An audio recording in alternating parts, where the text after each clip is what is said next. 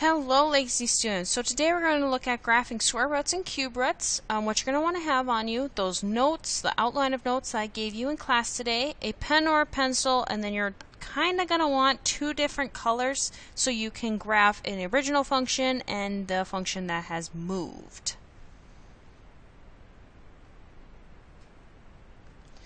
Alright, so first let's do some review of what we've already learned this year. So y equals x squared, remember that was a general shape, it had a parabola shape, right? The u. Absolute value was a v, because remember, v for value. Y equals mx plus b, that was a linear equation, so it was a line. Y equals x cubed, that was a line that looked something like this. It had a kind of like a sideways S look to it. Do you remember that? And then y equals x to the fourth kind of looks something like this, or it could do something like this, depending on what the function ultimately did do. So today what we're going to look at is the parent square root function. So here I have my graph of my square root function. So notice it kind of starts here and then shoots off onto the right. Well, we're not going to use tables. We're going to think of how does stuff shift. So the very first thing, we have a couple of points that we're going to kind of want to notice on this parent function. One particular point is 0, 0. And another particular point is 1, 1. Those are 2 points that are always going to be present on a square root function. Okay, and then it kind of shoots off into the corner. Notice it's not a straight line connecting those 2 dots, but kind of like a curve that keeps going. So, what kind of domain would this function have? So, domain, remember, is my x values. And my x value here is furthest to the right. Notice I start at 0 for my x values, so I'll start at 0 and I'll shoot off to infinity to the right. Range, remember, is my y values. So the lowest y value I start is at 0. And I go off to the positive infinity y's. So I'm going to go from 0 to infinity and 0 to infinity for my range. So now let's look at a square root graph that's been, well, actually, let's talk about shifting so we can remember it. So remember, x squared, g of x equals x squared, that was the point that started at 0, 0, and it was the normal u. And then if I had a negative 8 on the outside of my squared, this moved you down 8. So if I had something on the outside of the squared, it moved you up or down. If I had a negative on the outside, remember that reflected or flipped our graph. So instead of having an upwards facing u, we had a downwards facing u. Put flipped there. Okay. Inside the squared, that moved us left or right. In this case, the positive is going to move us left 6. Then this one moved us right 4, up 5, and then this changed the shape of our graph a little bit, right? Well, same thing goes for square root graphs. You're only going to need to write this bottom part here. So I have the original form y equals the square root of x. If I add something on the outside, that is known as the vertical shift. That's going to go up or down depending on if it's negative or positive. If you have a number on the outside or in the inside of the square root, you're going to move that left or right depending. Remember, it's opposite of what you thought it should do. So if it's a minus, it moved us right. If it was a plus, it moved us left. The a was our vertical stretch or compression outside the function. And then 4 was a reflection, so the negative on the outside reflected upon your function depending on how it moved. Here's when those 2 colors come into play. So we're going to want to first graph our parent function. So that's going to be the 0, 0, 1 and the 1, 1, 1. And then it shoots off to the corner kind of like that, right? So now I'm going to graph our actual function now that I have in present here. So I got square root of x minus 3 and then plus 4. So I know from my knowledge of shifting, this is going to move right 3 up 4, right? So from 0, 0, this point here, or both these points, you need to do that. You need to move right 3 up 4. So this dot, I'm going to move 1, 2, 3, 1, 2, 3, 4. This dot, I'm going to move right 3, 1, 2, 3, up 4. 1, 2, 3, 4. And then I can kind of draw in my line as best as I can. So that is my new graph of my function. So this purple is the graph right here of this g of x. Now what about my domain? It's no longer just starting at 0 because my red started at 0. My purple, notice, it's starting at 3. It doesn't cover anything behind 3. So I'm going to start at 3 and shoot off to infinity. My range starts up here, not down here anymore, but up here at 4 and shoots off to infinity. Let's try one more example of square roots and then we'll move on to our cube root graphs. So on this one, notice I have a number on the outside, so we'll pay attention to that. Let's graph our original. So 0, 0, 1, 1. Shoot off there. Now my purple, notice it's going to move right 1, up 6. But this is going to change me a little bit. Notice how this slope of this line, if you want to call it a slope, goes up 1 over 1. This is going to change the slope between those 2 points. So instead of going up 1 over 1, I'm going to go down 2 over 1. Okay, so first I'm going to move my points.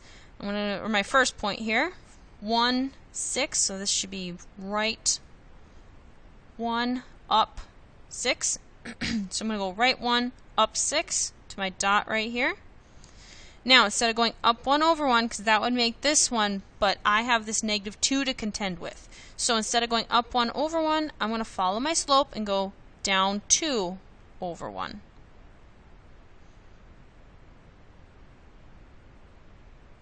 There we go. So my purple is my new graph here. So my domain looks like I start at 1 and I shoot off to infinity. So my domain would be 1 to infinity. My range is a little different though, because notice I'm not getting the positives. I'm getting all the negative y's ultimately, right? So I'm going to start at negative infinity, but stop at the highest y value, which is 6. Now let's take a look at a cube root graph. So cube roots, they have cube root of x. Looks something like this. Notice it's kind of like a sideways cubic graph, right? So there's a couple of points I want to point out on this particular graph for you, just like I did on the square root. There's one right here at 0, 0. There's one here at 1, 1. And since you can have a negative under a cube root or a fifth root, I have one right here at negative 1, negative 1. So these are the 3 points that we're always going to want to graph and then shift and move depending on what our answers are. Now what about our domain and range of a cube root graph? So notice I'm getting all the negative x's and all the positive x's. So I'm going from negative infinity to infinity. Range, I'm getting all the negative y's because this is going to keep opening up and up and up. And then we're getting all the positive y's because that opens up and up and up. So my range would be from negative infinity to infinity, just like my domain. Now, what about shifting of the cube root?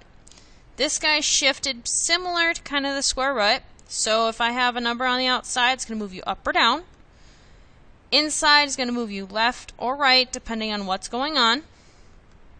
And then the A is the vertical stretch or compression on the outside, so that's going to change the slope of your dots. Instead of going up 1 over 1, we're going to go follow our A. And then I have a reflection, so that's going to make you negative, or it's going to flip you, like our U used to. So let's try an example here. I'm going to graph my normal one, so that's going to be 0, 0, 1, 1, and negative 1, 1, and it's going to do a squiggly, something like that, right?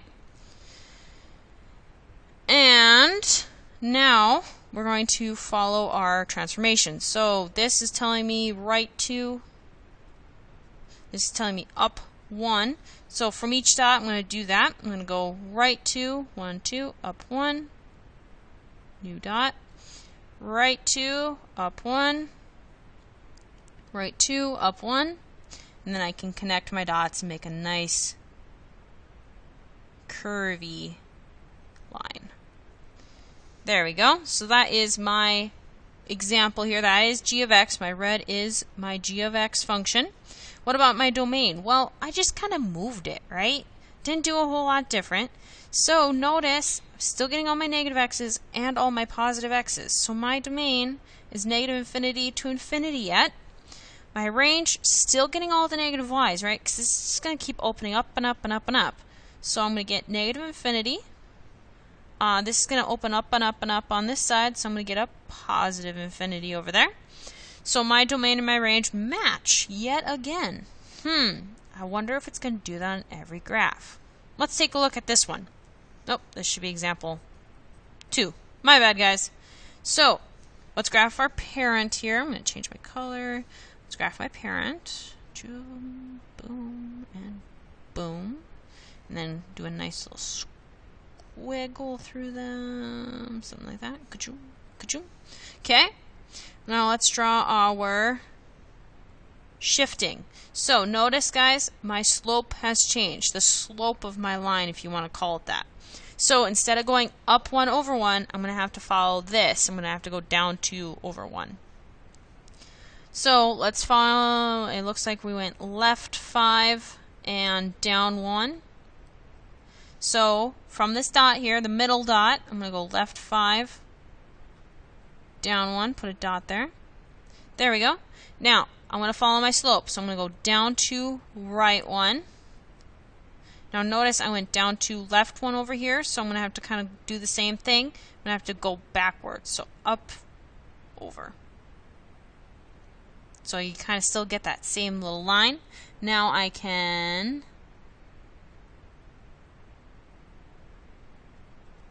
connect my dots. Get the squiggle yet. So notice my squiggle has flipped itself around, so it's not coming in low and going in higher, or leaving higher. It's going in higher and going in, leaving low. Notice that. Okay, what about my domain? So I'm getting all the negative x's and the positive x's, so my domain, whoops, come on, negative infinity to infinity. My range, same thing. I'm going to tell you, I'm going to give you a little hint, guys. On every cubic graph, your domain and range is negative infinity to infinity, because it never really changes. It's just always going to give you that S shape. So keep in mind with that, that's going to do that, negative infinity to infinity. Okay? And that's the end of this video. See you later, Sabers.